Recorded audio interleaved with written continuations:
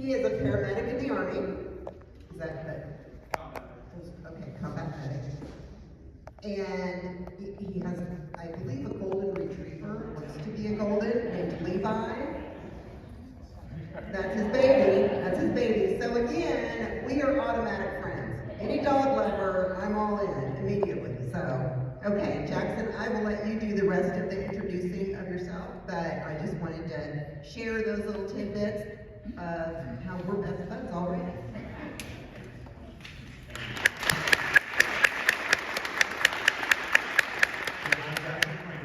I'm a paramedic, civilian side. I work on the ambulance. I've been serving in the Army for close to 7 years now. I was deployed for the state of emergency during the COVID pandemic, served in the state, all across the state for 2 years. I deployed overseas to Kosovo, which is in the Balkans, as part of the NATO peacekeeping mission. I went to Florida for Hurricane Milton. I, deployed in this state during like a national weather crisis, and the National Guard was helping all the people, trapped on the road for all that time. So I've been around in the Army, been all over the world, all over the state, all across this country. But, this government, there's so many politicians that use us in the military as like props. They wrap themselves up in the flag, but then deny us the second they get into the halls of power. And we've had enough of that. So I am running against Victoria Sparks in the 5th District for 2026, and I'm very excited to vote her out.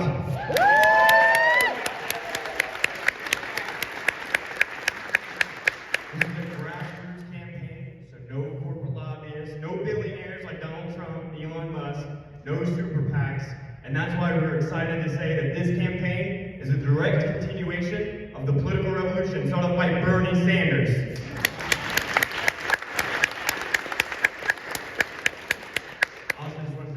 Shout out to the Fishers Democrats. You guys are doing a lot. You guys are an inspiration. You guys are our future, so thank you for all the work you're doing. And, thank you to your service. Any vets in the room? Or current service members? Thank you. As a vet, I also feel weird when people thank me for my service, so I get it. But yeah, Indiana, we have a lot of problems here in Indiana. Now I'm running for federal office, but Joel's a great candidate as well to help solve these state solutions. But here in Indiana, we have one of the highest veteran suicide rates anywhere in the country. I know 3 of them, 3 of my friends. We were back home overseas for a year when one of my best friends while I was overseas committed suicide. And I can't help but think, if he had the proper resources, where would he be today? He could probably still be around us. I also served in the Honor Guard, funeral services. There's been way too many times where I've done a funeral service for people that were younger than me. And the state is not stepping up. We are slacking in this. Like, we should have mental health care for all. Like, 1 in 10 veterans are food insecure. And during these times when the Republicans are cutting away our SNAP programs, cutting away our health care, it's unacceptable. 19,000 veterans in this state alone, 19,000 veterans rely on food stamps in the state. And it's actually 1.2 million nationwide. We must take care of those who took care of us. That's what this country is. The government has been greatly disrespecting us in the military. Just a few months ago, it was closer to a year ago now, I helped one of my best friends in my unit, my actual unit, because they were transgender. And Trump, along with his crony Republicans, kicked them out. I personally had to help one of my close friends pack up their bags so that they could leave. That is disgraceful as a country. We are throwing away the best talent by taking away so many jobs from these people. So people who want to serve, people who already risked their lives to serve us, and we can't serve them back. I've also been, I mentioned I'm a paramedic. I've worked on the ambulance a lot. There's a story that actually really hits home close to me. I think about it every day. Back when I was just an EMT, not a paramedic, on a transfer ambulance out of Muncie, I took veterans from the hospital back to their homes to die because they didn't have any health insurance. They would rather go home and risk death, or knowing that death was coming and knocking on their door due to their medical conditions, than put their families in bankruptcy. Medical bankruptcy is the #1 form of all bankruptcy in this country. These are people I looked up to my whole life. These are heroes. Like, I'm in the army. I looked at these people as heroes I aspire to be someday. They served overseas. They've already sacrificed more than any of us can imagine. And there they were, yet again, sacrificing their own lives for the people they cared about. But this country doesn't take care of our health care. They're cutting away. Victoria Sparks voted for the PACT Act twice, which the PACT Act was all to make sure that veterans who are exposed to toxic burn pits overseas, in Iraq and Afghanistan, got the health care they deserved once they came home. She voted against that. She also voted for the so-called Big Beautiful Bill, which cut 83,000 jobs from the VA. That is absurd. This should be a crime. When you're taking away this many people's health care, when their food stamps, kicking veterans out of the military, when you're taking away people's livelihood, you're sending them to die. That is what the Republicans are doing these days. That should be seen, as all of us correct me, as an act of political violence against the working class. All at the behest of the top 1%, these large campaign donors, the top 1%, the billionaire oligarchs that are running our country to the ground. It's time for us to organize and fight back. Yeah.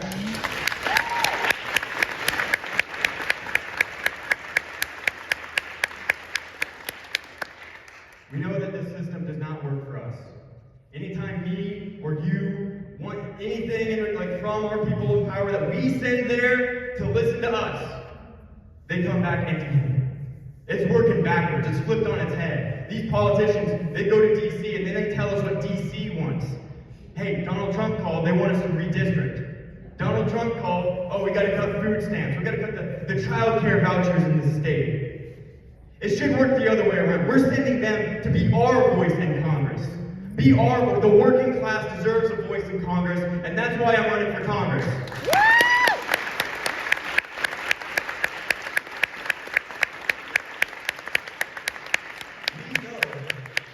Healthcare is a human right, and there's no reason for America to be at the bottom of every single list in healthcare. If out of 33 developed countries in this world, America ranks 33rd every time in healthcare. We pay the most in healthcare, but every year, annually, and this is before the cuts, 70,000 Americans die every year due to lack of health insurance. The people I know, I told you about in the story.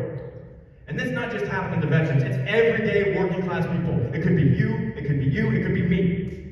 You know, my father died a month ago from tomorrow. And just 2 weeks after he passed, my father, he worked at GM at UAW for 27 years. And just 2 weeks after he passed, the private health insurance company cut my mother off her health insurance, off of their profits. We need a system that doesn't place the profits of billionaires above the people that this country is supposed to take care of.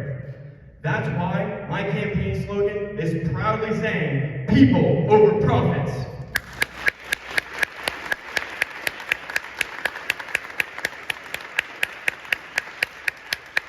You've been waiting for a movement that will never sell you out, that will never cave to DC outsiders. They'll never cave to the fascism coming out of the White House. They will unapologetically be a voice for the working class of this country. Then hear me now. This is the movement you've been waiting for.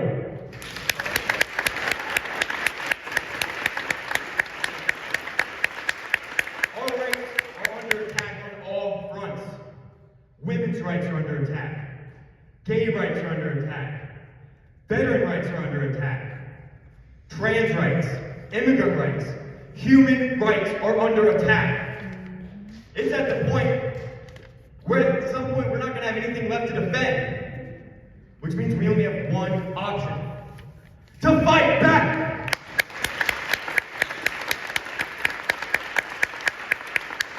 Stand up for women's rights, stronger unions, not just just a living wage, but a dignified wage for our workers, a clean environment,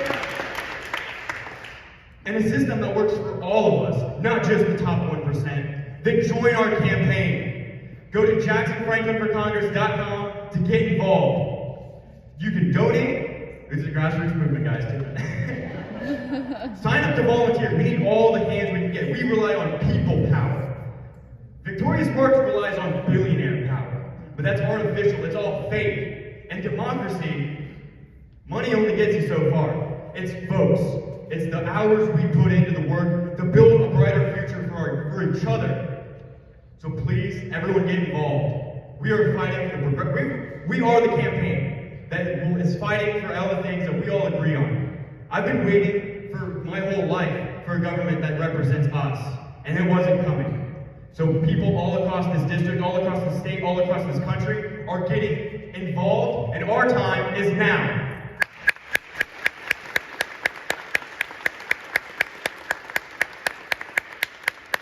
Thank you guys so much. Please go to JacksonFranklinForCongress.com to get involved. I noticed that Joel was taking some, I would gladly take some questions as well if we have time. Yes. You mentioned about the health care for veterans. About 3 years ago, my cousin was admitted to the Veterans Hospital in Indianapolis. He was very sick, and he was in the hospital for like 30 days or so. And after about 30 days, they told his wife to let him go, and he died. And I, to this day, feel like they wanted him to die because he was not going to do well, but they didn't want to do anything to make him well. And so I think, and he was like your friend, he was afraid to go to the VA. And he didn't have insurance, so he was afraid to go to the VA because he knew he would probably never come out, and he did.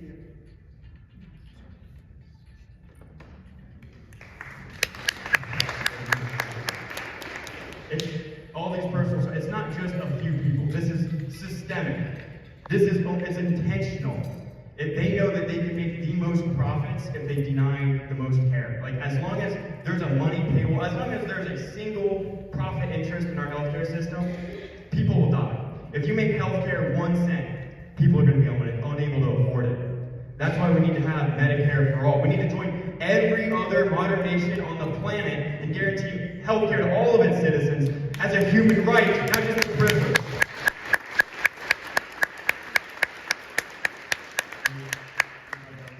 Statement, comment, questions?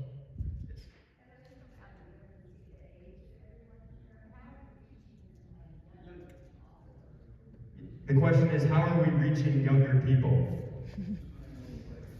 My generation, as you point out, it doesn't seem like they get as much politically involved. And I think, I'm not speaking for my whole generation here, but people have been waiting for movements that will fight for them. If you fight for them, they will fight for us, right? So what we're trying to do is have a policy. People look up to the Democratic Party nationally, I'll say, and they don't see themselves in the Democratic Party. We got to build a policy platform that actually energizes the base. We got to get a policy platform that brings in new people. We can't just have a Republican Party and a diet Republican Party. We are the Democratic Party, and we are going to stand on our principles and get everyone involved. So we are doing great. Most of our campaign staff, I'll say at least like half, they are like younger people under the age of 30. So it comes down to policy. Like, there's single issue voters. On a plethora of issues. Like my generation, we've lost all hope of like ever owning a home, right? And after the 2008 Wall Street financial crisis, it was us taxpayers that bailed out Wall Street. I think it's time, speak about young people, they're worried about college, tuition debt, and all that, right? I say in 2008, we bailed out Wall Street. Now I believe it's time that Wall Street bail out the working class.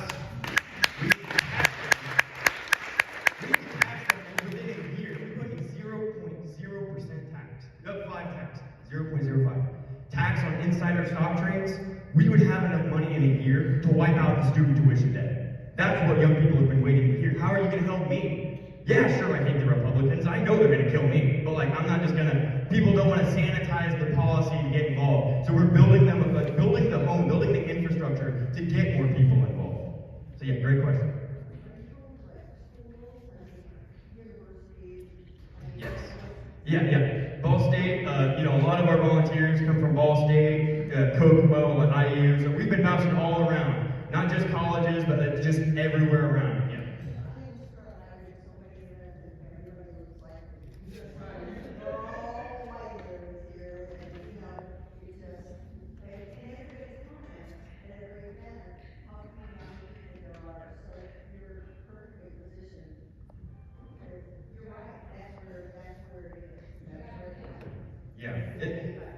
The people are like, we're busy working. They're either going to college or they're like, I mentioned the housing crisis. Like, how they're thinking in their minds, like, how can I even afford to come to these events like this? The economy is so bad. If I don't take up a second job or work overtime, there's no chance I'll be able to put groceries on the table. So we tackle those problems of affordability, housing, education, and other policies, and that's what's going to bring. We got to build the environment to where they feel welcome here. So yeah, great point.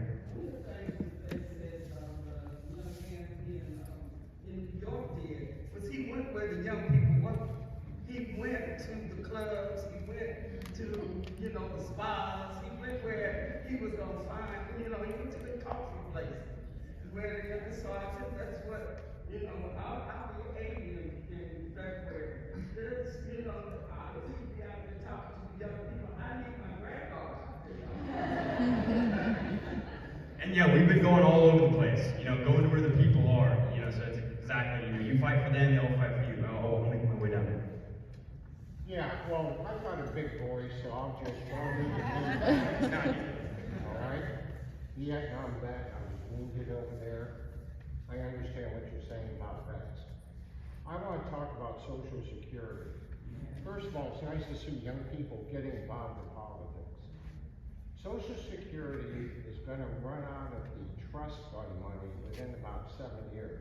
Social Security is just like a checking account. They've got money in it now, but there's not enough revenue coming in to pay it out. So we're looking at about a 20% deficit. This year alone, on a COLA, they're giving Social Security 2.8%. They're raising the Part B premiums for Medicare Part B, that's the outpatient, 16.5%. I called Victoria Sparks' office and I said, what are you planning on doing? And some guy answered and said, well, I'll mention it to her. First of all, can she speak English? But what are you planning on doing? I mean, something needs to be done. And cutting benefits is not the answer. Raise the cap. Also, we should not allow people, like he's out of the government now, Doge. We should not let people like Elon Musk be on the back end cutting these programs and getting lists of like all the data of everyone who's on Social Security. We pay into that program, not for billionaires to cut us off of it. And things that we could easily pay for it is like Indiana has a flat tax rate. So like the billionaire, like, hey, it's all 7%. They're actually working it down to like 6.8% next year. But you know how we pay for it? We tax the rich. I mean, they have all the money. Elon Musk has 52%. Actually, he has more money than the bottom 52% of income owners in the whole country.